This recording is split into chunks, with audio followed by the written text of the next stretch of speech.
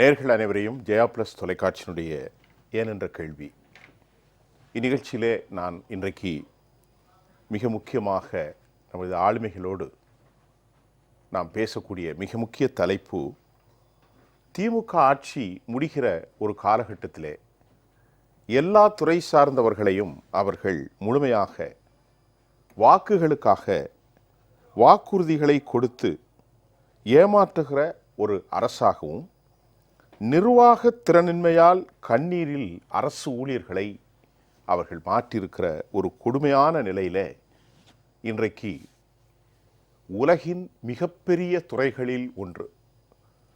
எத்தனையோ துறைகளை பற்றி பேசுகிறோம். ஆர்டிஃபிஷியல் இன்டெலிஜென்ஸுக்கு 500 கோடி ரூபாய், 50 லட்சம் கோடி ரூபாய் சர்வதேச லெவலில் இந்தியாவில் பிரதமர் தலைமையில் கூட்டம். இதெல்லாம் எங்கிருந்து வரும்னா, எல்கேஜி யூகேஜியில் இருந்து கல்லூரிக்கு வந்து முனைவர் பட்டம் பெற்ற ஆய்வாளர்களின் மூலம்தான் இந்த அறிவு பிறக்கும். சும்மா வீட்டில் உட்காந்தாலாம் வராது. நாங்கள்லாம் கல்லூரியில் படித்து யூனிவர்சிட்டியில் படித்து தான் அந்த இடத்துல வந்து உட்காந்துருக்கோம். அதில் பிஹெச்டி வாங்குறதுக்கு, தீசிஸ் பண்ணுறதுக்கு entomology, evolution, ecology, cell biology, anatomy, extra extra, physics, science, technology, இது போய்கிட்டே இருக்கும். கொஞ்சம் சிந்திச்சு பாருங்கள் தோழர்களே. இன்றைக்கு இங்கே அமர்ந்திருக்கிற இந்த கண்ணியமிக்க விருந்தினர்கள் யூனிவர்சிட்டி கிராண்ட் கமிஷன் என்று சொல்லக்கூடிய பல்கலைக்கழக மானிய குழு வழங்கிய அந்த ஒப்புதல் அடிப்படையான சம்பள விகிதத்தை கொடுக்க தமிழ்நாடு அரசு மறுத்து 5000 ரூபாயை கொடுத்து மக்களை மடைமாட்டம் செல்கிறார். கண்ணீர் வரக்கூடிய கதை. நான் சொல்கிறது சாதாரண கதை இல்லை. நாங்கள்லாம் கல்லூரி யூனிவர்சிட்டியில் படிச்சுட்டு தான் அந்த இடத்துக்கு வந்து உட்காந்துருக்கோம். அதனால் எங்களுக்கு அந்த வேதனை தெரியும். எப்படி ஒரு கல்வியாளன் எப்படி படிக்கிறான், ஃபிசிக்ஸ்னால் எவ்வளோ ஆழமான சப்ஜெக்டு, கெமிஸ்ட்ரி எப்படி இருக்கும், மேத்மெட்டிக்ஸ் எப்படி இருக்கும், கம்ப்யூட்டர் சயின்ஸ் எப்படி இருக்கும், how to move the further. நாங்கள் ஓவர் கம்பெனி இன்டர்நேஷ்னலுக்கு போகிறதுக்கு எங்களுக்கு எவ்வளோ இருக்கும். அப்படின்னாலும் கூட இந்தியாவினுடைய தரவரிசை பட்டியலில் இந்திய யூனிவர்சிட்டி வேறு 500 இடத்துல கூட இல்லை. இவ்வளவு ஆய்வாளர்கள், இவ்வளவு சிறந்தவர்களை கொண்டோம். ஆனால் தமிழ்நாட்டில் அவர்களுக்கு சம்பளம் எவ்வளோ கொடுக்குறாங்கன்னா, என்னிடத்தில் நிகழ்ச்சியில் வந்து கலந்து கொண்டவர்களை நான் சொல்கிறேன். இன்னும் சற்று நேரத்தில் முனைவர் டாக்டர் தங்கராஜ் வரப்போகிறார். அவருடைய பட்டத்திற்கு முன்பு டாக்டர் தங்கராஜ், தற்போது அமர்ந்திருக்கிற கௌரவ விரிவுரையாளர் டாக்டர் அமுதா, அதே போன்று டாக்டர் ராஜசிம்மன், இவர் பல்கலைக்கழகத்தினுடைய ஆசிரியர் சங்கத்தினுடைய செக்ரட்டரி. இவர்களோடு பொருளாதார நிபுணர் கண்ணியத்துக்குரிய ரவிசங்கர், அவரும் ஒரு டாக்டர் தான் வைத்துக்கொள்வோம். அவர் ரிட்டையர்ட் ஆகிட்டார். இருந்தாலும் கூட இப்போ அவர் இந்த மக்களுக்காக பேச போகிறார். தொடர்ந்து நம்முடைய இதில் பேசுகிறார். இத்தனை படித்து PhD முனைவரான doctor Amudha, doctor Thangaraj, doctor Rajasimhan, இவர்களின் குறை என்ன? இவர்கள் அரசிடம் என்ன பரிந்துரைக்கிறார்கள்? இவர்களின் தேவை என்ன? வாக்குகளுக்காக வாக்குறுதிகளை கொடுத்து வஞ்சித்திருக்கிற திமுக அரசு கடைசி காலத்தில் கூட்டணி அமைக்க முயல்கிறார்கள். பேசப்போகிறோம். கண்ணீரோடு இன்றைக்கு ஒவ்வொரு துறையும் பேசி கொண்டிருக்கிறோம். இப்பொழுது இவர்களின் குறைகளை நாம் கேட்கப் போகிறோம். கௌரவ விரிவுரையாளர்களின் தொடரும் உள்ளிருப்பு போராட்டம். நான் உங்களை அனைவரையும் வரவேற்கிறேன். அம்மா வாங்க. முதல்ல அமுதா, நீங்கள் ஒரு பிஹெச்டி ஃபிசிக்ஸு, என்ன பிரச்சனை அதை சொல்லுங்கள் சார். 2004 எம்எஸ்சி எம்ஃபில் முடித்து அரசு கல்லூரியில் கௌரவ விரிவுரையாளராக 2004 பணியில் சேர்ந்தேன். அப்போது இருந்த தகுதி எம்ஃபில், எம்எஸ்சி வித் எம்ஃபில் படித்திருந்தால் யூஜிசி நாம்ஸ் படி, எம்ஃபில் இருந்தால் தகுதி அசிஸ்டன்ட் ப்ரொஃபஸருக்கு தகுதியாக இருந்தது. நான் 2004 முறையாக அன்றைய அரசாங்கம் ஒரு பிரின்சிபல் வந்து இன்டர்வியூ வச்சு நேர்முக தேர்வு நடத்தி அவங்கள அப்பாயிண்ட் பண்ணலாம் அப்படின்ற அத்தாரிட்டியை அரசாங்கம் வந்து ஜிஓவாக பிரின்சிபலுக்கு அப்போ அத்தாரிட்டி கொடுத்தாங்க. அதன் போல் அடிப்படையில் நாங்கள் அப்பாயின்மெண்ட் பண்ணப்பட்டோம் 2004. 2004 நாங்கள் கெஸ்ட் லெக்சராக பணிபுரிந்துக்கிட்டு இருக்கும்போது 2010 இதே இப்போ ஆட்சி செய்கிற இதே திமுக அரசு தான் அன்னைக்கு உள்ள எலிஜிபிளாக மாற்றினாங்க. யூஜிசி நாம் சொல்லலை. இப்போ இவர் பிஹெச்டி தான் must, PhD or with NET SET, any one எலிஜிபிளாக இருக்கிறவங்க தான் கெஸ்ட் லெக்சராக பணிபுரியணும், இல்லைன்னா வெளியில் போயிடணும், அவங்கள வெளியேற்றணும் அப்படின்னு 2010 ஒரு அறிக்கையை விட்டாங்க. அதன்படி 2011 சட்டசபையில் அம்மா மாண்புமிகு ஜெயலலிதா அம்மா அவர்கள் எதிர்க்கட்சி தலைவராக இருக்கும்போது 2011 சட்டசபையில் 8 ஏன்னா நாங்கள்லாம் நியமிக்கப்பட்டது அம்மா ஆட்சியில் 2004 அம்மா ஆட்சியில் தான் நாங்கள் கெஸ்ட் லெக்சராக உள்ளே வந்தோம். அதனால் என்னோட ஆட்சி காலத்தில் பணியமர்த்தப்பட்ட இந்த கௌரவ விரிவுரையாளர்கள் 8 ஆண்டுகளாக பணிபுரிந்திருக்கிற இவர்களை நீங்கள் தகுதி இல்லைன்னு வெளியே அனுப்புனா அவங்க எங்கே போவாங்க? அப்போதைக்கு 24 வயசு 25 வயசில் வந்து எங்களுக்கு 35 வயசு ஆகிவிட்டது. 35 வயதிற்கு மேல் வெளியில் போய் அவர் என்ன பணிபுரிவார்கள் என்று அன்றைய முதல் சட்டசபை எதிர்க்கட்சி தலைவராக அந்த அம்மா அவர்கள், நான் ஆட்சிக்கு வந்தால் இவர்களை பணி நிரந்தரம் செய்வேன் என்று எங்களுக்கு வாக்குறுதி கொடுத்தாங்க. ஆனால் அதே அரசாங்கம், திமுக அரசாங்கமும் எங்களுக்கு வாக்குறுதி 2006லேயும் கொடுத்தாங்க. நாங்கள் பணிக்கு நாங்கள் தலைவர் ஆனோம் அப்படின்னா உங்களுக்கு பணி நிரந்தரம் செய்வோம் அப்படின்னா 2006 தேர்தல் வாக்குறுதியும் கொடுத்தாங்க, 2016லேயும் தேர்தல் வாக்குறுதி கொடுத்தாங்க, 2021லேயும் பணி நிரந்தரம் செய்வோன்னு வாக்குறுதி கொடுத்தாங்க. ஆனால் எதையுமே இது வரைக்கும் செய்யலை. அடிப்படை தகுதியை தான் மாற்றினாங்க. அதனால் நாங்களும் போராடி ஒரு பிஹெச்டின்றது சாதாரண இது இல்லை. ஒரு பெண்ணாக இருக்கிற எங்களுக்கு ஒரு பிரசவ வலியை காட்டிலும் வேதனையான வலியோட அந்த பிஹெச்டியை முடிக்க நாங்கள் பட்ட பாடு 10 குழந்தைகளை பெற்றதுக்கு சமானம். அப்படி கஷ்டப்பட்டு முடிச்சு எல்லா தகுதியும் வாங்கியும் 15, 16 எல்லா தகுதியும் பிஹெச்டியும் வச்சுருக்கோம், நெட்டு செட்டும் வச்சுருக்கோம், யூஜிசி சொன்ன எல்லா தகுதியும் நாங்கள் வச்சுருந்தோம். எங்களை நிரந்தரம் செய்யாமல் அந்த அரசாங்கம் நீங்கள் பேக்டோர் என்ட்ரி, உங்களுக்கு சம்பளம் நீங்கள் வெளியே போகணும் அப்படின்னு சொல்லி ஒரு முறையை அம்மா ஆட்சியில் எங்களுக்கு 56 ஜீவோ படி எங்களுக்கு 2019 ஒரு ஜீவோ போட்டாங்க. கெஸ்ட் லெக்சரர்ஸ் எல்லாருமே வந்து பணி மூப்பு அடிப்படையில் அவங்கள வந்து நிரந்தரம் செய்யணும், ஒரு வெயிட்டேஜ் மார்க் கொடுத்து அவங்கள பணி நிரந்தரம் செய்யணும் அப்படின்னு அம்மா ஆட்சியில் எங்களுக்கு ஒரு ஜீவோ போட்டாங்க. அந்த ஜீவோ படி எங்களுக்கு சர்டிஃபிகேட் வெரிஃபிகேஷன், சான்றிதழ் சரிபார்ப்பு எல்லாமே முடிஞ்சு அப்பாயின்மெண்ட் ஆர்டர் கொடுக்க போகையில் எலெக்ஷன் டேட் அறிவிச்சிட்டாங்க. 2020 எலெக்ஷன் டேட் அனௌன்ஸ் பண்ணதுனால அது பாதியோட ஸ்டாப் ஆயிடுச்சு. ஆனால் அடுத்த ஆட்சிக்கு வந்த திமுக ஆட்சி இந்த 56 ஜீவோ, அம்மா கொண்டு வந்த இந்த 56 ஜீவோவை கேன்சல் பண்ணுறாங்க. இதற்கிடையில் 2019 ஒரு காமன் டிஆர்பியும் போட்டாங்க. 2336 அசிஸ்டன்ட் ப்ரொஃபஸர் தேர்ந்தெடுக்கப்படுவாங்கன்னு சொல்லி ஒரு காமன் டிஆர்பியும் கொடுத்தாங்க. அதுக்கும் நாங்கள் அப்ளை பண்ணோம். ஆனால் அது ரெண்டையுமே என்ன பண்ணிட்டாங்க, இந்த வந்த திமுக அரசு கேன்சல் பண்ணிட்டாங்க. இது வந்து நாங்கள் ரிட்டர்ன் எக்ஸாம், நாங்கள் வந்து 2004 வரும்போது 24 வயசில் நாங்கள் உள்ளே வரும்போது ரிட்டன் எக்ஸாமை எதிர்நோக்கி நாங்கள் உள்ளே வந்த 24 வயசில். அப்போ 2007 டிஆர்பி எடுக்கும்போது இதே மாண்புமிகு முதலமைச்சராக இருந்த கலைஞர் அவர்கள் இந்த மாணவர்களிடம் வந்து கல்வி பணி அனுபவம் இருக்கணும், பணி அனுபவம் இருக்கிறவங்க தான் இந்த துறைக்கு வந்தால் நல்லா இருக்குன்னு சொல்லி அந்த முறையவே மாற்றிட்டாங்க. அப்போ அந்த ரிட்டன் எக்ஸாமை கேன்சல் பண்ணி பணி அனுபவமும் அடிப்படையில் பணி அமர்த்தப்பட்டாங்க கெஸ்ட்ல பெர்மனன்ட் ஸ்டாஃபுக்கு. ஆனால் அன்னைக்கு வரும்போது எனக்கு பணி அனுபவம் இல்லை, 2 வருஷம் தான். அதனால் என்னால் வேலைக்கு போக முடியல. அதனால் நான் கெஸ்ட் லெக்சராக ஒர்க் பண்ணிக்கிட்டு இருந்தோம். ஆனால் அதுக்கடுத்து 10ல் பிஹெச்டியை மாற்றிட்டாங்க, அதையும் முடித்தோம். நெட்டு செட்டுனாங்க, அதையும் குவாலிஃபைட் ஆகிட்டோம். ஆனால் எல்லாத்தையும் முடிச்சு இப்போ நாங்கள் ஃபுல் குவாலிஃபைடோட 23 வருஷம் பணி அனுபவம் பெற்று வேலையில் இருக்கோம். அதாவது நான் 24 வயசில் வந்தீங்க, இன்னைக்கு எனக்கு வயசு 46. 23 ஆண்டுகள் இன்னைக்கும் நீங்கள் பெர்மனெண்ட் ஆகல. அன்னைக்கு நான் வாங்குற சம்பளம் 4000, இன்னைக்கு நான் வாங்குற சம்பளம் 20000. 23 வருஷமான பட்ட கஷ்டத்துக்கு ஒரு பிஹெச்டி வித் இந்த set qualified state level eligibility test. அப்படி இருங்க சார். ஐயா நீங்கள் சொல்லுங்கள். ராஜசிம்மன், நான் நிறைய பேச வேண்டியிருக்கு, முதல்ல சொல்லிட்டேன். இப்போ இவங்களுடைய குறைகளை கேட்டுக்கொள்ளுங்கள். ராஜசிம்மன்ட்ட ஒரு கேள்வி. உங்களுடைய துறைகளை பற்றி நீங்கள் பேச முன்னாடி நீங்கள் தொடர்ந்து அம்மாவுடைய ஆட்சியில் தான் அப்பாயின்மெண்ட் நடந்திருக்கு சொல்லிட்டாங்க. யார்? அமுதா, டாக்டர் அமுதா.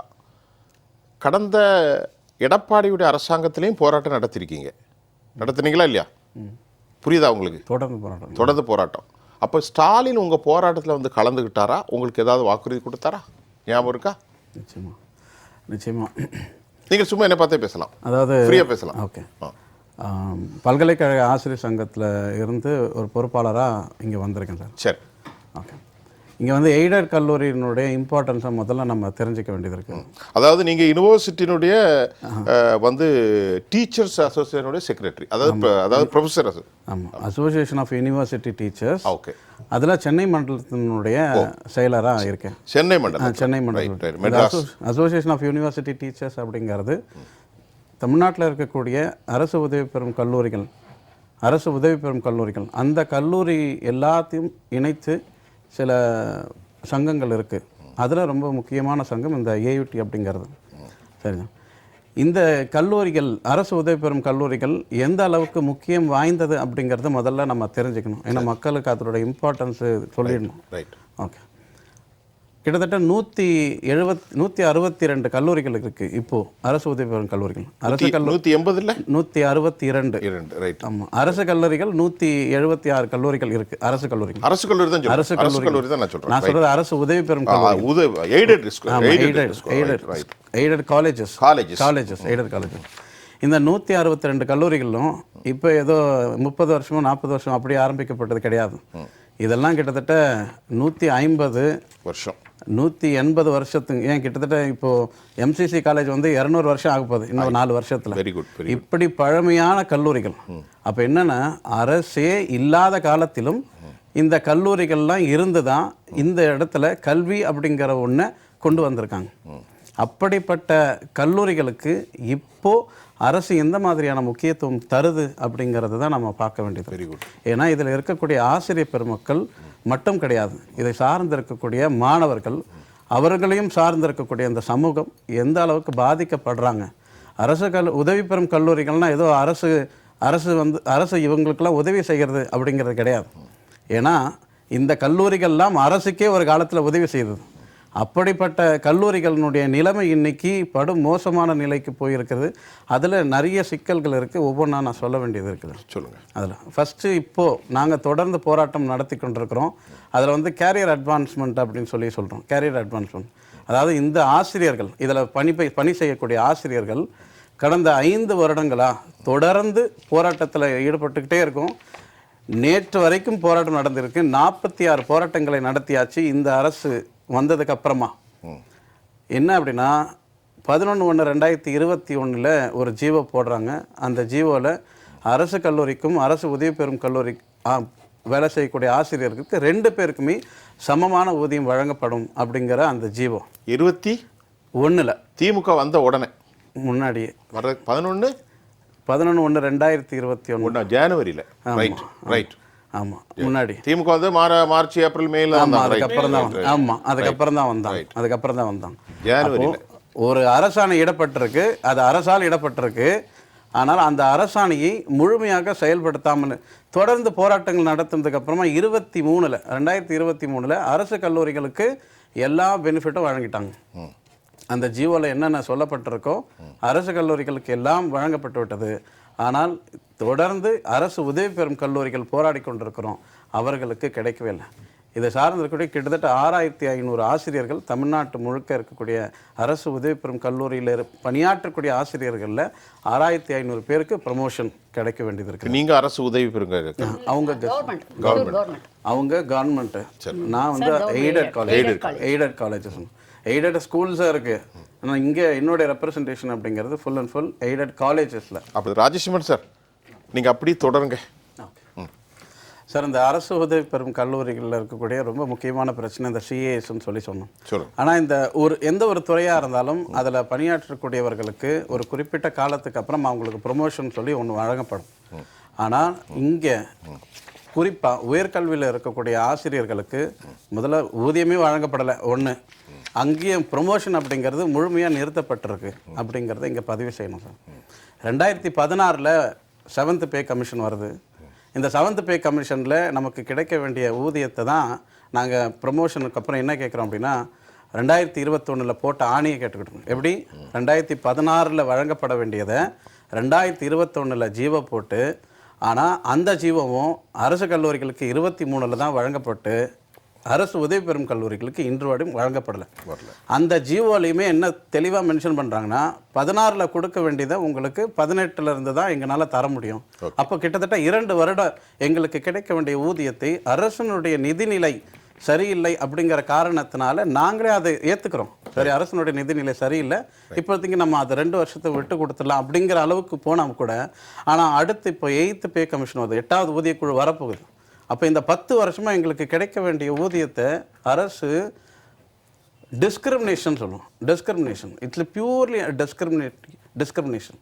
அரசு கல்லூரிகளுக்கு வழங்கிவிட்டு அரசு உதவி பெறும் கல்லூரிகளுக்கு வழங்கப்படாமல் இருக்கிறது. அதில் இன்னும் ஒரு தகவல், இது ஒரு மிகப்பெரிய அநியாயம், மிகப்பெரிய அநியாயம். உண்மையிலே அது மிகப்பெரிய அநியாயம் தான். அதுலேயுமே இன்னும் இதில் ரொம்ப தெளிவாக போடுவது அரசு ஆணையிட்டு இருக்கிறது. அந்த அரசு ஆணையை நிறைவேற்றுவது அரசனுடைய கடமை, அதிகாரிகளுடைய கடமை. ஆனால் இங்கே என்ன நடந்திருக்கு அப்படின்னா கிட்டத்தட்ட 8 மண்டலங்கள் இருக்குது தமிழ்நாட்டில், ரீஜியன்ஸ். அந்த 8 மண்டலங்களில் 2 மண்டலங்களுக்கு வழங்கப்பட்டிருக்கு. எது அரசு உதவி பெறும் கல்லூரிகள்லேயே 2 மண்டலங்களுக்கு வழங்கப்பட்டிருக்கு. மீதி இருக்கக்கூடிய 6 மண்டலங்களுக்கு வழங்கப்படாமல் இருக்குது. இது எந்த முரண் அப்படிங்கிறது தெரியுது. So, அதுல எய்டருக்கும் ஒரு உள்ளுக்குள்ளே அநியாயம். எய்டருக்கே ஒரு 2 ரீஜியனுக்கு கொடுத்தாச்சு, மீதி இருக்கக்கூடிய ரீஜியன்ஸுக்கு ஒரு கண்ணுல சுண்ணாம்பு, ஒரு கண்ணுல வெண்ணெய். அதை விட மோசம். அதை விட மோசமா. அதாவது நீங்க சொல்ற பார்த்தா ராஜசிம்மன், டாக்டர் ராஜசிம்மன், ஒட்டுமொத்த system has been corrupted. I feel that something. Definitely. இது வெறும் ஊதியம். அபிஷேக் அந்த பர்టిక్యులர் சொன்னீங்க இல்லையா, 8 மண்டலத்துல 2க்கு மட்டும் சார் முடிச்சோன்னு சொல்றேன். 2க்கு மட்டும் கொடுத்திருக்கு நீங்க. ஆமா, அதான் ஏதாவது காரணம் உண்டா? என்ன காரணம் உண்டா சார் கேக்குறேன். அந்த 2க்கு கொடுத்தா என்ன காரணம்? அரசு சார், அதாவது எப்படின்னா அங்க இருக்கக்கூடிய ஆர்ஜேடி, அங்க இருக்கக்கூடிய, ஏன்னா அது ரெண்டு அவங்க அந்த ஆர்ஜேடிஸ் ரீஜனல் ஜாயிண்ட் டைரக்டர்ஸ் என்ன, அதாவது ஆர்டர் போட்டவங்க என்ன சொல்றாங்கன்னா, அரசு எங்குமே இவர்களுக்கு இது படக்கூடாது அப்படின்னு சொல்லலை. இவங்களுக்கெல்லாம் ஜியோ படி இவங்களுக்கெல்லாம் கொடுக்கணும் அப்படின்னு தான் இருக்கு.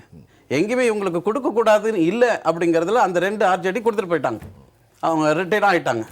ஆனால் இப்போ என்னென்னா, அவங்கள கூப்பிட்டு நாங்கள் ஒவ்வொரு தடவையும் இங்கே ரெப்ரசன்டேஷன் சொல்லும் போது இல்லை கொடுத்தவங்க மேலே நாங்கள் ஆக்ஷன் எடுப்போம் அப்படின்னு அவங்க என்ன சொல்கிறாங்க, இங்கே எங்கேயுமே கொடுக்கக்கூடாதுன்னு சொல்லலையே. அப்படி இருக்கு. நீங்கள் அந்த ஜியோ 56ல் நீங்க சொன்னது 56 ரைட்.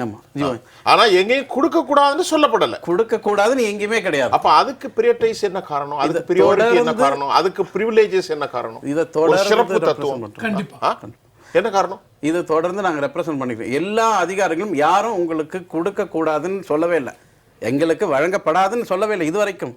உங்களுக்கு நியாயமானது ஒன்று, இது வழங்கப்பட வேண்டிய ஒன்று, அது எங்களுக்கு தெரியும்.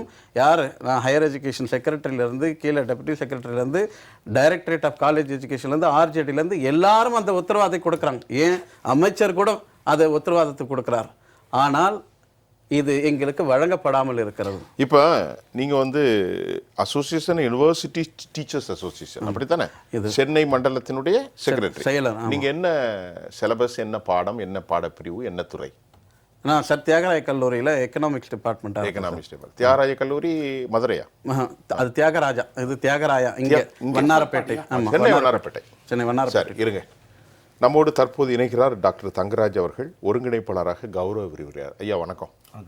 ஐயா நீங்கள் சொல்லுங்கள், இப்போ நாங்கள்கிட்ட டாக்டர் 3 பேருமே டாக்டர் தங்கராஜ் கௌரவ விரிவுரையாளர் ப்ரொஃபஸர், டாக்டர் அமுதா கௌரவ விரிவுரையாளர், அவங்க ஃபிசிக்ஸ் சப்ஜெக்ட், இவர் எக்கனாமிக்ஸ் டாக்டர் ராஜசிம்மன். நீங்கள் எந்த துறை? வேதியியல் துறை. நீங்கள் கெமிக்கல், இது கெமிஸ்ட்ரி. உங்களுடைய பிரச்சனைகளை சொல்லுங்கள் ஒரு ப்ரொஃபஸரா. அதாவது அரசு கல்லூரியில் சுமார் 8300 கெஸ்ட் லெக்சர் தொகுப்பில் பணியாற்றி வருகிறோம். ஒரு நாள் 2 நாள் கிடையாது, கிட்டத்தட்ட 20 ஆண்டுகள் முதல் 25 ஆண்டுகள் வரை பணியாற்றி வருகிறோம். நாங்கள் எப்படி நியமனம் செய்யப்படுறோன்னா, 1998க்கு முன்னாடி ஒரு மாவட்டத்திலையும் எம்ப்ளாய்மெண்ட் இருக்கும். அதில் அவங்களுக்கு என்னென்ன சிலபஸ் தேவைப்படுதோ, என்னென்ன சப்ஜெக்ட் தேவைப்படுதோ, அவங்களுக்கு தேவையானது பிரின்ஸிபல் மூலிமா என்ன பண்ணுவாங்க, எம்ப்ளாய்மெண்ட் போயிட்டு அவங்க செலக்ட் பண்ணி எடுத்துகிட்டு வருவாங்க இந்த கம்யூனிட்டிக்கு வேணும்னு சொல்லிட்டு. அப்போ இருந்த டிஎம்கே கவர்மெண்ட் என்ன சொல்கிறாங்கன்னா, இதுக்கு மேலே நீங்கள் அது மாதிரி எம்ப்ளாய்மெண்ட் போக வேணாம். 1990க்கு அப்புறம் என்ன பண்ணுறாங்கன்னா, நீங்களே எந்தெந்த துறைக்கு வேணுமோ ரோஸ்ட்டை ஃபாலோ பண்ணி அட்வர்டைஸ்மெண்ட் கொடுத்து நீங்கள் எடுத்துக்கணும்னு சொல்லிட்டு ஃபஸ்ட்டு ஜியோ போட்டு வெளியிடுறாங்க. அந்த நியமனம் கெஸ்ட் நியமனமே எப்படி ஆகுதுன்னா, பிரின்ஸிபால் போடுறேன்னு சொல்லிட்டு என்ன பண்ணுறாங்க, அரசு துறை செயலர் கல்லூரி ஆணையருக்கு அறிவுறுத்து ஜியோ போடுறாங்க. அதை ஃபாலோ பண்ணி கல்லூரி கல்வி இயக்குனர் ஆணையர் 2 பேரும் ஒரே ரேக்கு தான். அவங்க என்ன பண்ணுறாங்க, கன்சென்ட் காலேஜுக்கு பார்த்தா இந்த ஜியோ பிரகாரம் நீங்கள் எடுங்க, அதுக்கான தகவலை பார்த்தா எங்களுக்கு கொடுக்கணும். இன்கேஸ் செலக்ட் பண்ணிட்டா கூட பின்னர் நாங்கள் அனுமதி கொடுக்குறோம், உடனே மாணவர்கள் நலன் கருதி உடனே நீங்கள் இதை ப்ராசஸ் பண்ணணும்னு சொல்லிட்டு ரூல்ஸை ஃபாலோ பண்ணி ஜியோ போட்டுறாங்க. 1998க்கு அப்புறம் கிட்டத்தட்ட 28 வருடங்களாக இப்படி தான் கௌரவ நியமனம் நடைபெற்று வருகிறது. As per paper news plus ரோஸ்ட்டை ஃபாலோ பண்ணி அங்கே சப்ஜெக்ட் எக்ஸ்பர்ட்டும் இருப்பாங்க.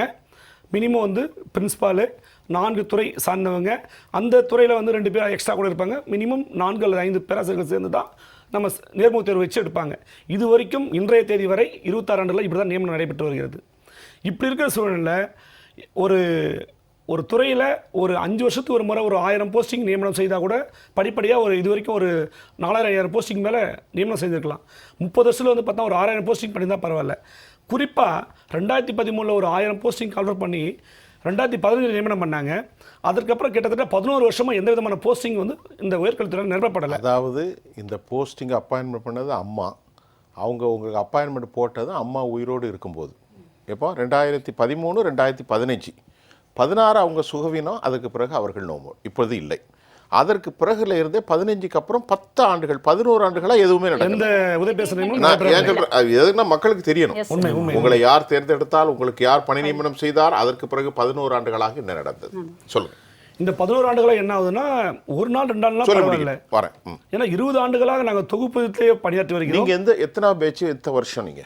நாங்கள் உள்ள வரும்போது 2009 உள்ள வந்திருக்கோம். நீங்க நாங்க நான் உங்களை தங்கராஜை மட்டும் கேட்குறேன். ஆமா, நான் 2009 உள்ள வந்திருக்கேன் சார். 2009, 19, 16 வருஷம் அனுபவம் அப்படிதானே? 17 வருஷம் 17 வருஷம் ஆச்சு. ரைட். இப்போ என்னன்னா, ஒரு 5 வருஷத்துல போஸ்டிங் போட்டால் பரவாயில்ல. நாங்கள் உள்ள வரும்போது வந்து டிஆர்பி 2013 கால் வரும்போது எனக்கு 4 இயர்ஸ் தான் சர்வீஸ். அப்போ வந்து பார்த்தீங்கன்னா நான் எம்ஃபில் முடிச்சிருக்கேன், செட்டு முடிச்சிருக்கேன். அப்போ வந்து சர்வீஸ் என்ன சொன்னாங்க, இந்த கவர்மெண்ட் வந்து ஏற்கனவே நீங்கள் செட் முடிச்சிருக்கீங்க, உங்களுக்கு வந்து எக்ஸாம் வச்சா உங்களை மீண்டும் பனிஷ்மெண்ட் பண்ணுற மாதிரி இருக்குன்னு சொல்லிட்டு என்ன பண்ணுறாங்கன்னா, அதன் பிறகு அந்த DMK government 2009-2010 34 mark system base பண்ணி 15 மார்க் வந்து குவாலிஃபிகேஷன் சர்வீஸ்க்கும், 7 வருஷம் சர்வீஸ்க்கும், 9 மார்க் வந்து குவாலிஃபிகேஷனுக்கும்.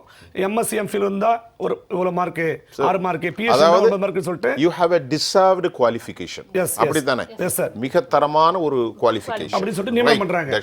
அதை நியமனம் பண்ணதுன்னா இந்த திமுக அரசு நியமனம் பண்ணாங்க. அது சரின்ற விஷயத்தை வந்து அதுக்கப்புறம் அந்த அதிமுக அரசு ஃபாலோ பண்ணி தான் 34 மார்க் சிஸ்டம் வச்சு தான் நியமனம் பண்ணிட்டு இருக்காங்க.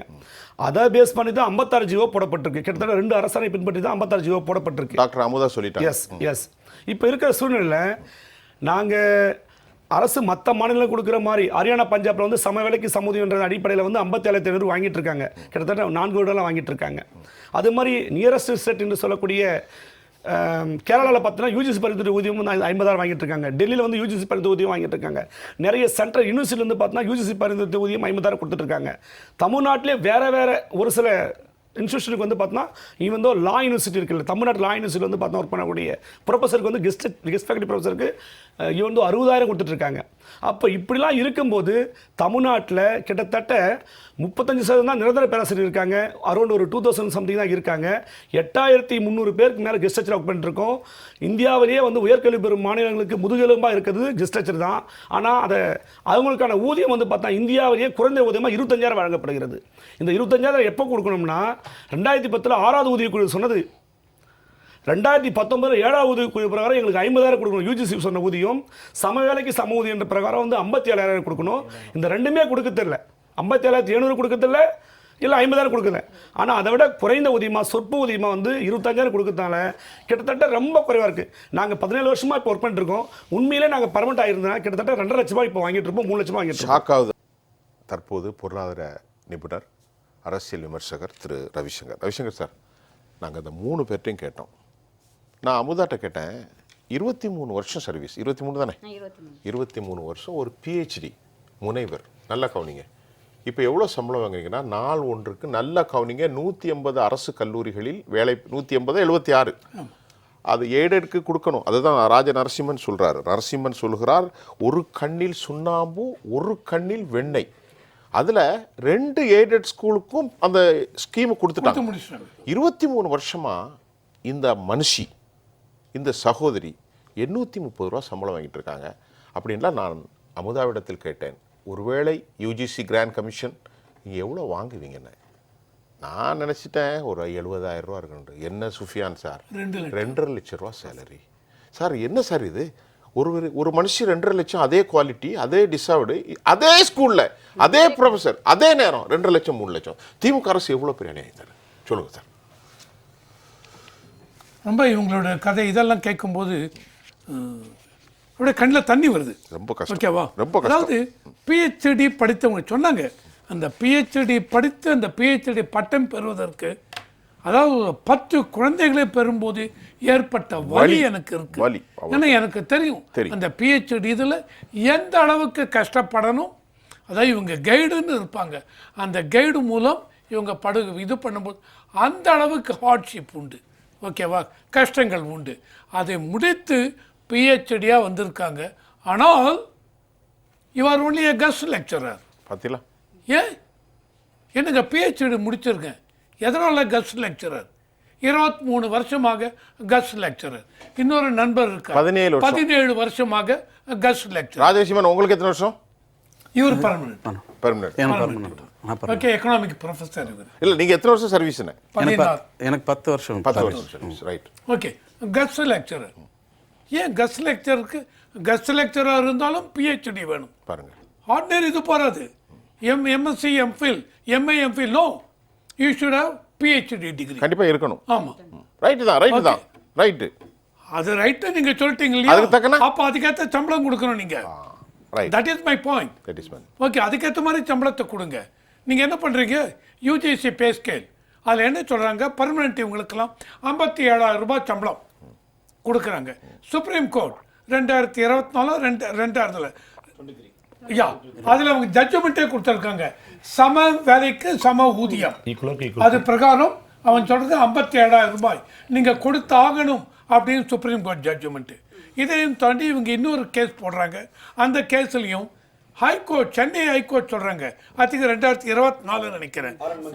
யா என்ன மஞ்சுளா அவங்க சொல்றாங்க இல்ல இவங்களுக்கு 57,000 50,000 கொடுக்கணுங்கிறாங்க. யூஜிசி ஸ்கேல் இம்ப்ளிமெண்ட் பண்ணி ஆகணும். இவங்க செய்யற வேலை அப்படி ஒரு புனிதமான வேலை, அந்த புனிதமான வேலையை மதிக்கவில்லை. மதிக்காம இவங்களுக்கு கொடுக்குற சம்பளம் இவங்க சொன்னாங்க. இப்போ இவங்க அனிதா அமுதா மேடம் அவங்க சொன்னாங்க 2004 இதுல.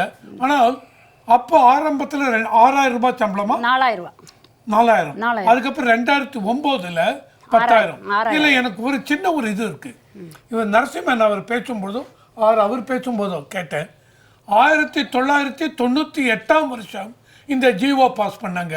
இந்த ஜிஓ மூலம் இவங்களே டைரக்டா காலேஜ் பிரின்சிபால்ஸே ஒரு பேனல் ஃபார்ம் பண்ணி இந்த குவாலிஃபிகேஷன் இந்த 34 மார்க்ஸ் இதை வச்சு நீங்கள் பாட்டு எடுக்கலாம். இதே டிஎம்கே பீரியட்ல. Am I right? 1998 34 மார்க்ஸ் வந்து டிஆர்பி செலக்ஷன் processக்கு இந்த 1998 ல இது கொண்டு வந்தாங்க. அப்புறம் காலேஜ் பிரின்சிபல் இல்ல மார்க் பத்தி சொல்லல. 2000 காலேஜ் அப்புறம் அதுக்கு முன்னாடி வரைக்கும் ரிட்டன் எக்ஸாம் தான். 2000 ல இருந்து இந்த கெஸ்ட் லெக்சரர் அப்பாயின்ட் 1998 னு ஒன்னு ஒரு 1998 ல இருந்து ஒர்க் சார். அதுக்கு முன்னாடியே கெஸ்ட் ஃபேக்கல்டி இருக்காங்க. அந்த செலக்ஷன் processல மாற்றம் வரது வந்து 2000. என்னோட பாயிண்ட் 1998 அப்படிங்கறச்ச அந்த பீரியட் 1996 to 2001 டிஎம்கே பீரியட். ஆமா, ஓகே, ஆமா. இதையும் தாண்டி இப்போ இவங்க சொன்ன இதெல்லாம் பார்க்கறச்ச 2009 10,000, 2011 12 ஜெயலலிதா அம்மையார் இருக்கும் 6,000, 11 10,000, 10,000, 15 15,000, 20 20,000.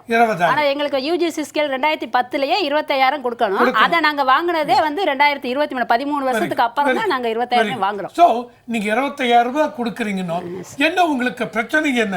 அதாவது நீங்க சொல்றீங்க இந்த குவாலிஃபிகேஷன் வேணும், குவாலிட்டி லெக்சரர் வேணும், அவங்களுடைய எஜுகேஷன் பசங்களுக்கு கொடுக்கறது, ஸ்டூடெண்ட்ஸ் கொடுக்கறது டாப் கிளாஸாக இருக்கணும். ஸோ அதனால் qualified lecturer we need. Okay, அப்போ அந்த குவாலிஃபைடு லெக்சரருக்கு பர்மனெண்ட் என்ன கெஸ்ட் என்ன வேண்டியிருக்கு. இதையும் தாண்டி ஒன்று சொல்ல விரும்புகிறேன். நான் ஏற்கனவே சில இவங்ககிட்ட பேசினேன். இவங்க சொல்கிறது கெஸ்ட் லெக்சரே இப்போ நம்ம சொல்கிறோம் இவரும் 25,000 ரூபாய் சம்பளம், பிஎஃப் அதுக்கு இதெல்லாம் ஒன்றும் கிடையாது, கிராஜுவிட்டி கிடையாது. நாளைக்கே இவங்க ரிட்டையர் ஆனாங்க ஒரு 15 வருஷம் கழித்தினால் இவங்க பர்மனெண்ட் ஆகவில்லை என்றால் கிராஜுவிட்டி அதெல்லாம் கிடையாது. ஓகே, இதோட தாண்டி சில கல்லூரிகளில் நான் கேட்டேன் 1600 பிடிஏனா parent teachers association, college principal, அந்த பேரண்ட் டீச்சர்ஸ் அசோசியேஷன் அவங்க மூலமும் தெரிந்த குவாலிஃபைடு பீப்புளை ரெக்ரூட் பண்ணாமல், ரைட் சார்? அந்த மாதிரி ரெக்ரூட் பண்ண அவங்களுக்கு 5,000 ரூபாய் சம்பளம், ஆர் 7,000, சில காலேஜில் 7,000 ரூபாய், சில காலேஜில் அதிகபட்சம் இந்த பிடிஏ மூலம் வர டீச்சர்ஸ்க்கு 10,000 ரூபாய். எவ்வளோ நேரம் வேலை? Guest lecturers. ரவிசங்கர் நான் ஒரு பணி வைக்கிறேன். 176 அரசு கல்லூரிகளில் அப்படி தானே, 180 இருக்கு, 176 வச்சுக்கிடும். அதில் 9,000 கெஸ்ட் லெக்சர் இருக்காங்களா? 9,000 என்கிட்ட தரப்பு இருக்கு. எவ்வளோ இருக்காங்க? 8,000. அது பரவாயில்ல, அது கரெக்டா இல்லை. 8,500 கெஸ்ட் லெக்சர் சார். இவர்களுக்கு ஆளுக்கு 25,000 ரூபாய் சம்பளம். ஆமா சார். நல்லா கவனிங்க, மக்களை தெரிந்து கொள்ளுங்கள். திராவிட முன்னேற்ற கழக ஆட்சியில் 8,000 சில்லற 9,000 கெஸ்ட் லெக்சர்ஸ் இருக்கிறாங்க. அதாவது தமிழ்ல அதுக்கு கௌரவ விரிவுரையாளர். இவர்களுக்கு நாள் ஒண்ணுக்கு எவ்வளவு சம்பளம்னா 11 மாதம் தான் சம்பளம். சம்பளம் மே மாதம் கிடையாது. 12ஆம் மாசம் கிடையாது. பகுதி நேர ஆசிரியர்கள் 12வது மாதம் மண்ணை அள்ளி திங்க வேண்டும். அது மாதிரி இந்த டீச்சர்ஸ் இருக்கிறாங்க பாருங்க, ப்ரொஃபசர், 12வது மாதம் இவர்கள் பணி நோன்பு இருந்தே சாக வேண்டும். Yes. அப்படி என்றால் இவர்களுக்கு சம்பளம் என்ன? நான் 800 ரூபான்னு தவறா போட்டேன். இப்போ நான் என்ன போட்டேன், இவங்க வாங்குற சம்பளம் 11 மாசத்துக்கு கால்குலேஷன் பண்ணி பார்த்தா 365 நாள் வேலை செஞ்சா இவர்களுடைய சம்பளம் நாள் ஒன்றுக்கு 753 ரூபா. அவ்வளவுதான். ஒரு கோழி கடை இருக்கு பாருங்க, இந்த கோழி வெட்டுறானே, பீஸ் போடுறான பிரியாணி, இவனுக்கு எவ்வளோ சம்பளம் தெரியுமா? 1200.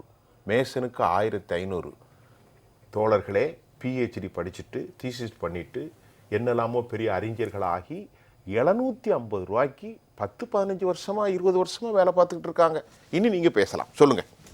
இது மாதிரி உயர்கல்வி இதை நான் ஏன்னா மக்களுக்கு புரியணும். ஆமாம். வாத்தியார்களுக்கெல்லாம் ரொம்ப சம்பளம், ஆமாம். 5 லட்சம் வாங்குறான்னு சொல்லிட்டு இருக்கான். இங்க வந்த பகுதி நேர ஆசிரியர்களுக்கு 300 ரூபா சம்பளம். இந்த கல்லூரி ப்ரொஃபசர் பிஹெச்டி படிச்சாங்க பாருங்க அமுதா, இவங்களுக்கு 753.42 பைசா. இல்ல, நான் பேசிட்டு பாயிண்ட் முடிக்கல, அதை முடிச்சிடுறேன். ஸோ நான் என்ன சொல்ல வந்தேன், இவங்களுக்கு 25,000 ரூபாய் பேரண்ட் டீச்சர்ஸ் அசோசியேஷன் மூலம் ஐடென்டிஃபை பீப்புள் PTA. இவங்களுக்கு 7,000 ரூபாய் சம்பளம் ஒரு நாளைக்கு. அவங்க எவ்வளவு நேரம் வேலை செய்யணும்னா ஒரு வாரத்தில் 20 மணி நேரம். கஸ்ட் லெக்சரர்ஸ் ஒரு வாரத்தில் 14 மணி நேரம். ஸோ இவ்வளவு வேலை செய்யறாங்க. ஏன் கொடுக்கல சம்பளம்? என்னுடைய பாயிண்ட் என்ன அப்படின்னா, உங்களுக்கு பட்ஜெட்ல பார்த்தீங்கன்னு வச்சுங்க, 55,000 கோடி ஒரு வருஷத்துக்கு கல்விக்காக நீங்க அலாட் பண்றீங்க.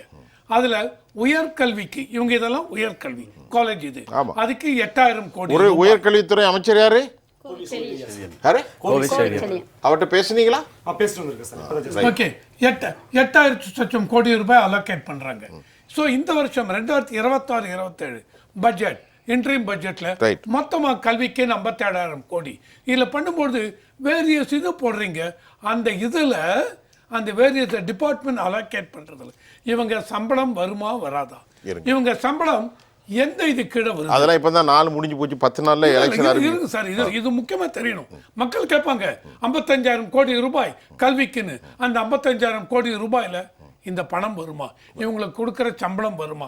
வரவில்லை என்றால் இவங்களுக்கு எப்போ விடிமோட்சம்? சொல்லுங்க தங்கராஜ். சார் கேட்ட கொஸ்டின் தான் ஆரம்பிக்கலாம். அவர் கேட்ட நீங்க பதில் சொல்லுங்க. ஆக்சுவலி என்னன்னா, எங்களுக்கு ஊதியம் நாங்க ஒர்க் பண்ணது ஜூன் மாசம் போய் ஜாயின் பண்ணுவோம். ஜூன் மாசம் மிடில் எப்பவுமே ஸ்டார்ட் ஆகும். ஏப்ரல் லாஸ்ட் இதுல பார்த்தா ஒர்க் பண்ணுவோம். நீங்க ஃப்ரீயா உட்கார்ந்து பேசுங்க. கிட்டத்தட்ட 11 மாதம் ஒர்க் பண்ணுவோம். எங்களுக்கு ஊதியம் பார்த்தா ஜூன் மாசமே வராது. ஒரு 2 மாதம் கழித்து தான் வரும். இப்போ இல்லை, இது கடந்த 12 வருடம் இதுதான் நடக்குது. ஜூன் மாதம் ஒர்க் பண்ணுவோம், 2 மாதம் கழிச்சு ஆகஸ்ட்டில் ஜூலை லாஸ்ட்டில் தான் வாங்குவோம். உடனே கிடையாது. அது மாதிரி மார்ச் மாதத்தோட சம்பளம் கட் ஆகிடும். அந்த வருஷத்தோட ஏப்ரல் மாதம் சேலரி அடுத்த கல்யாணத்தில் தான் வாங்குவோம். ஓ, அதுலேயும் பிடிச்சிருவாங்க. இது மாதிரி சிக்கல் இருக்குது. என்னன்னா, நடுவில் ஏப்ரல் மாதம், மே மாதம், ஜூன் மாதம், ஏப்ரல் மாதம் சம்பளம் இருக்குது, மேற்கு சம்பளம் கிடையாது, ஜூன் மாதம் சம்பளம் இருக்குது, ஆனால் வராது. இந்த 3 மாதமும் நாங்கள் வெளியே கடன் வாங்கிட்டு தான் பண்ணிட்டு இருக்கோம். இன்னும் சொல்லப்போனால் தமிழ்நாட்டில் ஒர்க் பண்ணக்கூடிய எந்த கெஸ்ட் லெக்சருக்குமே பார்த்தா அரசு எங்களுக்கு சேலரி பில்லு கொடுக்கறது கிடையாது. எங்களுக்கு சம்பளம் எப்படி வழங்கப்படுதுன்னா, அரசு இதில் தான் கொடுக்குறாங்க, அதில் மாற்றுக்கருத்து இல்லை. ஆனால் எங்களுக்கு சேலரி பில்லு கொடுக்காதனால நாங்கள் எங்களுக்கு கவர்மெண்ட் பேங்க் மூலமாக தான் சேலரி வாங்குறோம். ஆனால் எங்களால் லோன் வாங்க முடியல. அப்போ லோன் ஏன் திட்டமிட்டே சேலரி பில்லு கொடுக்கணும்னு சொல்கிறாங்க. நீங்கள் எலிஜிபிள் இல்லையே, ஒன்றுமே இல்லை, ரெக்கார்டு இல்லையே, கொடுக்கலாதனால லோன் வாங்க முடியல. அப்போ நாங்கள் என்ன பண்ணோம், வெளியே தனிநபர்கிட்ட வட்டி வாங்க வேண்டியிருக்கு. அதனால ஏகப்பட்ட பிரச்சனை இருக்கு குடும்பத்தில். இப்போ வெளியே பார்த்தா ஈஸி 2% வட்டி கிடைக்குமா? கிடைக்காது. பேங்க்ல எப்படிலாம் நடக்குது, தனியார் பேங்க்ல மோசமாக பண்ணுறாங்க. அவங்கள்ட்ட பேச முடியல, ராசி வட்டி வேற மீட்டர் வட்டிலாம் போயின்னு இருக்கு. அப்போ என்ன பண்ணுறாங்க, வேற மாதிரி சூழ்நிலையில் அணுக வேண்டியிருக்கு. ஊதியம் குறைவா இருக்கு, எங்களுக்கு சரியான டைம்ல கிடைக்கிறதில்ல. இது ஒரு பிரச்சனையா இருக்கு. உங்களுக்கு நிறைய கமிட்மெண்ட்ஸ் இருக்கும், என்ன பண்ண முடியும்? பிள்ளைகள் வளர்ந்துருப்பாங்க, 25,000 வச்சுட்டு என்ன செய்ய முடியும்? என்ன செய்ய முடியும்? இது ரொம்ப இதுவா போயிட்டு இருக்கு. 700 ரூபா வச்சுட்டு என்னையா பண்ண முடியும்? ஒரு வீட்டுக்கு இன்னைக்கு வாடகை டபுள் பெட்ரூமுக்கு எவ்வளவு ஆச்சு? 30,000 ரூபாய் மெட்ராஸ்ல வாடகைக்கே கிடையாதுங்க. இதை விட கொடுமை என்னன்னா, இப்போ அரௌண்ட் 8,500 பேர் ஒர்க் பண்றோம். ஒரு மினிமம் ஒரு 1000 to 1500 ஜிஎல்ஸ் பார்த்தா சொந்த டிஸ்ட்ரிக்ட்ல வேக்கண்ட் இருந்து கூட அவங்க சொந்த டிஸ்ட்ரிக்ட்ல இருக்கிற காலேஜ் ஒர்க் பண்ணாமல் வெளியே போட்டாங்க. ஏன்னா அவங்க பார்த்தா ஒரு 3 இயர்ஸ் முன்னாடி 4 இயர்ஸ் முன்னாடி அப்பாட்டம் ஆயிருப்பாங்க. இப்போ வேக்கண்ட் இருக்கு, ஆனால் பணி மாறுதல் கொடுக்க மாட்டாங்க. இதனால அவங்க என்ன செலவு பண்ணுறாங்கன்னா, 25,000 ரூம் ரெண்ட்டுக்கு ஒரு 5,000 செலவு பண்ணுறான், மினிமம் ரூம் ரெண்ட். போக்குவரத்து குழந்தை பார்க்கறதுக்கு வாரம் போகும் பாரு, அதெல்லாம் ஒரு 2000 ரூபாய். ஒண்ணுமே நிக்காது. 7000 இப்படியே போயிடுது சார். ஒண்ணுமே இல்ல சார். வாசலே இப்படி போயிடுது. ஹோட்டல்ல சாப்பிடுவான், கோரிக்கை நிறைவேற்ற மாட்டாங்க. 25,000 கையில வேணா சொல்ல இந்த மாட்டாங்க. குழந்தைக்கு போகும்போது ஒரு 100 கிராம் அல்வா வாங்கிட்டு போகணும், அவ்வளவுதான் காசு இருக்கும். அவன் தங்கணும், சாப்பாடு கொடுக்கணும், ஊருக்கு போகணும். என்ன விற்கும் 700 ரூபாயில? உயர்கல்வியை பொறுத்த வரைக்கும் சொல்லுங்க. இப்படியான பல சிக்கல்கள் தொடர்ச்சியா ஹரிசங்கர் சார், இருக்கு சார். கொஞ்சம் இருங்க.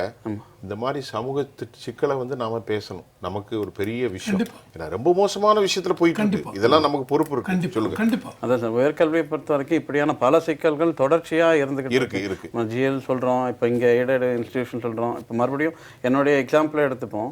இப்போ ஒரு அசிஸ்டன்ட் ப்ரொஃபஸர் அசோசியேட் ப்ரொஃபஸராக ஆகிறார் அப்படின்னா இங்கே வெறும் அவங்களுடைய மானிட்டரி பெனிஃபிட் மட்டும் கிடையாது. அந்த அசிஸ்டன்ட் ப்ரொஃபஸருக்கு ஒரு 4 பேர் கைட் பண்ணலாம் சார். 4 பேர் பிஹெச்டிக்கு கைட் பண்ணலாம். இப்போ அந்த அசோசியேட் ப்ரொஃபஸராக ஆகும்போது கூடுதலாக ஒரு 2 பேர், சில பல்கலைக்கழகங்களில் கூடுதலாக இன்னொரு எக்ஸ்ட்ராவாக கொடுப்பாங்க. அப்போ அந்த மாதிரியான மாணவர்களெல்லாம் பிஹெச்டி படிக்க முடியாத ஒரு சூழ்நிலை ஏற்படுது. அப்படி கணக்கு போட்டு பார்த்தீங்கன்னா எய்டட் கல்லூரியில் மட்டுமே கிட்டத்தட்ட ஒரு வருஷத்துக்கு 1500 மாணவர்கள் அதாவது பிஹெச்டி படிக்க முடியாத ஒரு சூழ்நிலை ஏற்படுது தமிழ்நாட்டில்.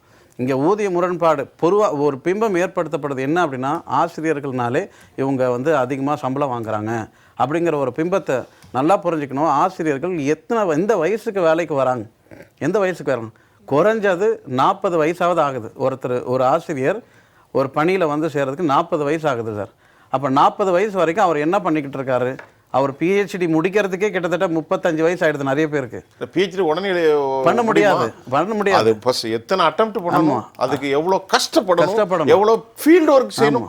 ஆமா, எங்களுக்கு தெரியும் தானே. 10 வருஷம் பிஹெச்டி பண்ணவங்களா இருக்காங்க சார். 10 வருஷம் பிஹெச்டி படிச்சவங்களா இருக்காங்க ஃபுல் டைம்ல. முடியாது சார். அந்த மாதிரி கஷ்டப்பட்டு ஆய்வு பண்ணிட்டு வரவங்களுக்கு உனக்கு வேலை கிடையாது அப்படின்னு ஒரு பக்கம் சொல்கிறேன். அதையும் மீறி ஏதாவது ஒரு வேலைக்கு போயிட்டாங்க அப்படின்னா நீங்கள் அதிகமாக சம்பளம் வாங்குறீங்க. அப்போது அந்த அதிகாரிகளை கேட்குறேன் நான். அப்போ அவங்களாம் இப்படி 22 வயசு 23 வயசில் அவங்க அதிகாரிகள் வேலைக்கு போய்ட்றாங்க. அவங்க வாங்கக்கூடிய சம்பளம் எவ்வளோ இருக்குது? அப்போ 35-40 வயசில் ஒருத்தர் வேலைக்கு போகிறாரு. அவர் சம்பளத்தை பார்த்து இந்த அதிகாரிகள் கேட்குறது, நீங்களாம் அதிகமாக சம்பளம் வாங்குறீங்க அப்படின்னு. ஒவ்வொரு தடவையும் நாங்கள் ரெப்ரசன்டேஷன் கொடுக்கும்போது உங்களுக்கு கொடுக்குற சம்பளத்துக்கு பதிலாக வேறு ஏதாவது கொடுத்துட்டு போகலாமே சார். 8505 கோடி ஹையர் எஜுகேஷனுக்கு இப்போது கொடுத்துருக்குறாங்க, ஒதுக்கியிருக்கிறாங்க. ஆனால் இந்த 8505 கோடியில் எங்கே டைவர்ட் ஆகி போகுது? உங்களுக்கு ஒரு கணக்கு இந்த இடைக்கால பட்ஜெட்டில், இந்த இடைக்கால பட்ஜெட்டில் ஆனால் போன வருஷம் 8000 கோடி இல்ல, போன வருஷம் கல்விக்குன்னு தனியா உண்டு. இதுல ஒரு பெரிய முரண்பாடு என்ன அப்படின்னா, போன வருஷம் எங்க பட்ஜெட்ல நீங்க ஒப்பிட்டு பார்த்தீங்கன்னா, அதாவது இப்போ இது பட்ஜெட் எஸ்டிமேட், நீங்க ரியல் அதாவது ஆக்சுவல் எஸ்டிமேட்ல போய் பார்த்தீங்க அப்படின்னா கிட்டத்தட்ட 198 கோடி இந்த டைரக்டரேட் காலேஜ் எஜுகேஷனில் இருந்தே இங்கேருந்து மறுபடியும் ட்ரெஷரிக்கு அனுப்பப்பட்டிருக்கிறது. ஒரு துறைக்கு வழங்கப்படக்கூடிய பணம் அது முழுமையாக செலவு படாமல் மீண்டும் அது அரசுக்கு கஜானாக்கு மறுபடியும் கொண்டு செல்லப்படுது அப்படிங்கிறது ரொம்ப இங்கே சொல்ல வேண்டிய ஒரு முக்கியமான விஷயம். இப்படி தொடர்ச்சியாக பண்ணும்போது அப்போ என்ன ஆகுது? எங்களுக்கு வழங்கப்பட வேண்டிய பணம் அதோட நின்று போகுது. அவ்வளோதான். உங்களுக்கு நீதி நெருக்கடியாக இருக்குது. அப்போ இந்த ஒரு விகாரம் நான் சொல்கிறேன் திரு ரவிசங்கர், நம்ம பேசுவோம். ஒவ்வொரு துறைக்கும் இருக்கிறாங்க, உயர்கல்வித்துறை, பள்ளி கல்வித்துறை, அக்ரிகல்ச்சர். தலைமை பொறுப்பில் இருப்பவருக்கு ஒரு ஞான புத்தி இருக்க வேண்டும். நல்லா கவனிங்க. நாம் இங்கே உட்காந்து நிகழ்ச்சி நடத்துகிறோம்னா நமக்கு எல்லாத்த பற்றியும் ஒரு புரிதல் இருந்தால் மட்டும்தான் நடத்த முடியும். பல துறைகள், ஒரு நாளைக்கு எங்களுக்கு ஒரு சப்ஜெக்ட், 365 நாளைக்கு 364. அப்போ அதை நாங்கள் அப்சர்வ் பண்ணணும், கிரகிக்கணும், நிறைய ஒர்க் பண்ண வேண்டியிருக்கு வேலை. சிஎம்முக்கு இதெல்லாம் தெரியுமான்னு எனக்கு ஒரு டவுட் இருக்கு. நீங்க என்ன சொல்றீங்க ரவிசங்கர்? நீங்க சொல்லுங்க, ரெண்டாவது பேசுவோம். நீங்க சொன்ன மாதிரி கண்டிப்பா அந்த இந்த அளவுக்கு பிரச்சனைங்கன்னு வரும்பொழுது சிஎம் லெவல்ல கண்டிப்பாக அவருக்கு தெரிந்திருக்க வேண்டும். அவருக்கு தெரியவில்லை என்றால், அதாவது சிஎம் ஓவரால் சார், ஓவரால் இதுல அவருக்கு இவங்க போய் சொல்லணும். இப்ப இந்த இது அவர் காதுக்கு எட்டவில்லை என்றால் officials they failed in their duty. Very good. So சிஎம்முக்கு தெரிந்திருந்தால் அப்போ சிஎம் கேட்பார், சரி இவ்வளோ பிரச்சனைகள் சொல்கிறாங்க, இந்த மாதிரி இவ்வளோ பேர் 25,000 ரூபாய் சம்பளம், பிஹெச்டி பட்டம் பெற்றவர்கள், இவ்வளோ வருஷம் இவங்களுக்கு சம்பள உயர்வும் கிடையாது, பிஎஃப் கிடையாது, கிராஜுவிட்டி கிடையாது, ஒன்றுமே கிடையாது. அப்போது கோர்ட்டு கேசஸ் இருக்குது, கோர்ட்டில் வெர்டிக்ட் கொடுத்துருக்காங்க. இன் ஸ்பைட் ஆஃப் தட் இவங்களுக்கு ஏன் நம்ம சம்பளம் கொடுக்கவில்லை? என்ன பிரச்சனை? எங்கே பிரச்சனை? இவ்வளோ கோடி நம்ம டீல் பண்ணுறோம், இவ்வளோ கோடி, இதையும் தாண்டி 5 லட்சம் கோடி கடனும் வாங்கியிருக்கிறோம். இன் ஸ்பைட் ஆஃப் தட் இவங்களுக்கு நம்மளால் பர்மனெண்ட் பண்ண முடியவில்லை. சம்பள உயர்வு யூஜிசி இது பிரகாரம் 50,000 57,000 கொடுக்க முடியவில்லைனால் எங்கே தவறு நடக்கிறது? டாக்டர் அமுதா, இப்போது நிகழ்ச்சியினுடைய இறுதிக்கு வந்துட்டோம். தமிழ்நாடு அரசினுடைய உங்களுடைய உயர்கல்வித்துறைக்கு இந்த நிகழ்ச்சியினுடைய உங்களுடைய கருத்தை பதிவு செய்யுங்க. மாண்புமிகு முதல்வர் அவர்களுக்கும் உயர்கல்வித்துறை அமைச்சர் அவர்களுக்கும் கௌரவ விரிவுரையாளர்கள் அமைப்பின் சார்பாக நாங்கள் வைக்கும் வேண்டுகோள் என்னவென்றால் 5 அம்ச கோரிக்கை. இது வந்து முதல்வர் அவர்கள் இன்ப அதிர்ச்சி கொடுக்கிறேன்னு மகளிர் உரிமை திட்டம் என்ற பெயரில் 6,500 கோடி செலவழித்த இந்த அரசாங்கம் பாமர மக்களான விவசாய குடும்பத்திலிருந்து கஷ்டப்பட்டு வந்த முதல் பட்டதாரி தலைமுறைகளையே ஒழித்து விட்டது. 20 வருஷமாக எந்த ஒரு உதவி பேராசிரியர் பணியின் நியமனம் இல்லாமல் எங்களுடைய கனவுகள் எல்லாம் நசுக்கப்பட்டு விட்டது. அதனால் குறைந்தபட்சம் ஆண்டுக்கு 500 கோடி செலவாகக்கூடிய இந்த குறைந்த 5 அம்ச கோரிக்கையை நிறைவேற்றணும்னு அவங்க நாங்கள் சொல்லிக்கிறோம். அந்த கோரிக்கை என்னவென்றால் யூஜிசி 2019 எங்களுக்கு வந்து 50,000 சம்பளம் கொடுக்கணும்னு சொல்லிட்டாங்க. ஆனால் சொல்லியும் அரசு இது எங்களை 57,700 சம்பளத்தை கொடுக்கல. அதனால் எங்களுக்கு 57,700 யூஜிசி நிர்ணயித்த 57,700 வழங்க வேண்டும். ரெண்டாவதாக மகப்பேறு விடுப்பு. மகளிராக இருக்கிற நாளாக 2004 வந்தேன். குழந்தைய பிறந்த 9வது நாள் வேலைக்கு வந்தேன். குழந்தைக்கு பெற்ற குழந்தைகளுக்கு தாய்ப்பால் கூட கொடுக்கல. 2 மாதம் கூட என் குழந்தைக்கு நாளாக தாய்ப்பால் முழுசாக கொடுத்துருக்க மாட்டோம். அவளை கஷ்டப்பட்டு குறைந்த சம்பளம், அப்போ வாங்கின சம்பளம் வெறும் 6,000 ரூபா தான். 2007 நான் வாங்கின சம்பளம் 6,000 தான். அப்படி இருந்த குறைந்த சம்பளத்திலும் தாய்ப்பால் கூட குழந்தைகளுக்கு கொடுக்க முடியாத நிலைமையில குறைந்த சம்பளத்தில் அரசாங்கத்துக்கு எதற்காக வேலை பார்த்தோம்? அரசாங்கம் ஒரு காலத்தில் நம்மளை பணி நிரந்தரம் செய்யும் என்பதை எதிர்பார்த்து நான் வேலை பார்த்து கொண்டிருந்தோம். ஆனால் இப்போ எந்த நிரந்தரமும் உங்களை செய்ய முடியாது, நீங்கள் பேக்டோர் என்ட்ரி, நீங்கள் வெளியே போகணும், ரிட்டர்ன் எக்ஸாம் நடத்தணும் அப்படின்னு சொல்கிறாங்க. இப்போ நீட் எக்ஸாமை எதிர்க்கிற இந்த அரசாங்கம் 45-55 வயசான எங்களுக்கு டிஆர்பி ரிட்டர்ன் எக்ஸாம், அது ரிட்டர்ன் எக்ஸாம் ஒன்று மட்டும் இல்லை, 3 exam, Tamil eligible test, subject exam and 3rd paper வந்து காமன் அரசியலை பற்றி. இப்போ நடந்த டிஆர்பி எக்ஸாமில் விட அரசாங்கத்தை பற்றி 5 திட்டங்களை விவரமாக விவரிங்க அப்படின்னு சொல்லி 50 மார்க், ஒரு கொஸ்டினுக்கு 50 மார்க் கொடுத்து எங்களை ரொம்ப கஷ்டத்துக்கு ஆளாக்கியிருக்காங்க. நான்லாம் ஒரு விவசாய குடும்பத்தில் பிறந்து ரொம்ப கஷ்டப்பட்டு ரத்தம் சிந்தி என் குழந்தைகளுக்கு தாய்ப்பால் கூட நான் சரியாக கொடுக்காம எனி டைம் பிஹெச்டி, நான் குழந்தை பெற்று 2 குழந்தைகளை பெற்ற பிறகு தான் பிஹெச்டி பண்ணேன். ஏன் பண்ணணும்? இந்த அரசாங்கம் எலிஜிபிலிட்டி தகுதியை மாற்றினதுனால கஷ்டப்பட்டு அந்த தகுதியை வாங்கி முடிச்சு செட் எக்ஸாம், ஸ்டேட் எலிஜிபிள் டெஸ்ட்டும் எல்லாருமே எல்லா கௌரவரியாருமே யூஜிசி நாம்ஸ் சொன்ன தகுதியை வைத்திருக்கோம். அப்படி இருந்து எங்களை இந்த கவர்மெண்ட் பணி நிரந்தரம் செய்ய மாட்டாங்க. பணி நிரந்தரம் செய்வோன்னு 2006, 16, 21 எல்லா தேர்தல் நேரத்திலையும் எங்களுக்கு வாக்குறுதி கொடுத்தாங்க. அந்த வாக்குறுதியை அரசாங்கம் நிறைவேற்றவில்லை. 56 ஜீவோ அம்மா அவர்கள் கொண்டு வந்த 56 ஜீவோ படி நாங்கள் பணி நிரந்தரம் செய்யப்பட்டு இருக்கணும். அந்த 56 ஜீவோவை தவறு அப்படின்னு கேன்சல் பண்ணுறாங்க. ஆனால் அது முறை இல்லை அப்படின்னு நாங்கள் ஜட்ஜ்மெண்ட் வாங்கியிருக்கோம். அவங்கள முறைப்படி இவங்க வந்தவங்க இவங்களை அப்பாயின்மெண்ட் பண்ணணும் அப்படின்னு நீதி அரசர் எங்களுக்கு தீர்ப்பு கொடுத்துருக்காங்க. ஆனால் இந்த அரசாங்கம் எந்த சட்டத்தை நிபுணர் கொடுக்குற தீர்ப்பையும் ஏற்கவில்லை. எங்களை ரொம்ப மன கஷ்டத்துக்கு ஆளாக்கிறாங்க. அதனால் எங்கள் மகளிருக்கு மகப்பேறு விடுப்பு கொடுக்கணும், 3 மாத ஊதியத்துடன் மகப்பேறு விடுப்பு கொடுக்கணும். இபிஎஃப் பிஎஃப் சாதாரண ஹோட்டலில் வேலை பார்க்குற டேபிள் துடைக்கிறவங்களுக்கு கூட இபிஎஃப் பிஎஃப் பிடித்தம் செய்கிறாங்க. ஆனால் நாங்கள் எதுவுமே இல்லாமல் எங்கள் கௌரவர்கள் நிறைய பேர் இறந்து போயிருக்காங்க. கள்ளச்சாராயம் குடிச்சு இறக்குற அரசாங்கம் ஓடி போய் 10 லட்ச ரூபா நிதி கொடுக்குறாங்க. ஆனால் டாக்டர் பட்டம் பெற்று 30 ஆண்டுகளாக கௌரவர்களால் குறைந்த சம்பளத்தில் சம்பளம் வாங்கின எங்கள் கெஸ்ட் லெக்சர் இறந்து போனவர்களுக்கு எந்த ஒரு பணிக்கொடையும் வழங்குறதில்லை. அதனால் அந்த அரசாங்கம் பணிக்கொடை 25 லட்சமும் வழங்க வேண்டும், மகப்பேறு விடுப்பு கொடுக்க வேண்டும், எங்களுக்கு இபிஎஃப் பிஎஃப் பிடித்தம் செய்ய வேண்டும். எங்களுக்கு 12 மாதம் சம்பளம் வேணும். எங்களுக்கு 11 மாதம் மட்டுமே ஊதியம் கொடுக்குறாங்க. அது கொடுக்குறதே குறைந்த ஊதியம். பிஹெச்டி முடித்தவங்களுக்கு 20,000 சம்பளம் கொடுக்குறாங்க. அந்த குறைந்த ஊதியத்தை எங்களுக்கு 12 மாதமும் கொடுக்கணும் என்று விரும்பி கேட்டுக்கிறோம். சரி, அரசு வந்து நிதி ஒதுக்குவதை ரொம்ப இவ்வளோ பெருமையாக பேசக்கூடிய அந்த அரசு அந்த நிதி உண்மையிலே யாருக்கு போய் சேரணுமோ அதை சரியாக அரசு செய்யணும் அப்படிங்கிறது. ஏன்னா இன்றைக்கி பல்கலைக்கழகங்களினுடைய நிலைமை படுமோசமாக இருக்குது. பட்ஜெட்டில் இவ்வளோ பெருமையாக பேசியிருக்கக்கூடிய இதே அரசு சென்னை பல்கலைக்கழகத்துக்கு வெறும் 5 கோடி தான் இந்த ஆண்டுக்கு ஒதுக்கியிருக்கு. யோசிச்சு பாருங்கள், 32 கோடி ஆகும் ஒரு மாதத்துக்கு அவங்களுக்கு கொடுக்க வேண்டிய சம்பளத்துக்கு மட்டுமே. ஆனால் வெறும் 5 கோடி வைத்து அந்த பல்கலைக்கழகம் இயங்கணும்னா இப்படி தமிழ்நாட்டில் இருக்கக்கூடிய எல்லா பல்கலைக்கழகங்களுக்கும் இது பெரிய ஆபத்து இருக்குது. இது எங்கே கொண்டு போகுது அப்படின்னா முழுக்க ஒரு தனியார் அப்படிங்கிற அந்த இடத்துக்கு போய் சேர்க்குற மாதிரி. இப்போ அரசு உதவி பெறும் கல்லூரிகள்லேயே கடந்த மாதம் வந்து ஒரு மசோதா நிறைவேற்றத்துக்கு இருந்தது, பழுப்பு பல்கலைக்கழகங்களாக மாற்றிக்கலாம் அப்படின்னு சொல்லி. அது முழுக்க என்னென்னா இன்றைக்கி கிராஸ் என்ரோல்மெண்ட் ரேஷியோ ரொம்ப பெருமையாக அரசு சொல்லிக்கிட்டு இருக்கு. 47% முன்னாடியே அதிகமாக தான் இருந்தது. 47% நாங்கள் அச்சீவ் பண்ணுறோம் அப்படின்னு சொல்லி. ஆனால் அதுக்கு எவ்வளோ இதை அச்சீவ் பண்ணுறதுக்கு இந்த எய்டட் இன்ஸ்டிடியூஷன்ஸினுடைய பங்கு அப்படிங்கிறது ரொம்ப அதிகம். ஆனால் இன்றைக்கி அந்த எய்டட் இன்ஸ்டிடியூஷன்ஸே ரொம்ப சாதாரணமாக நீங்கள்லாம் வந்து தனியார் பல்கலைக்கழகங்களாக மாறிக்கலாம் அப்படின்னா அப்போ யோசித்து பார்க்கணும். அரசு கல்லூரிகளும் அரசு உதவி பெறும் கல்லூரிகளும் படிக்கக்கூடிய மாணவர்கள் ஒரே ஃபீஸ் தான் கட்டுறான் 2 பேருமே.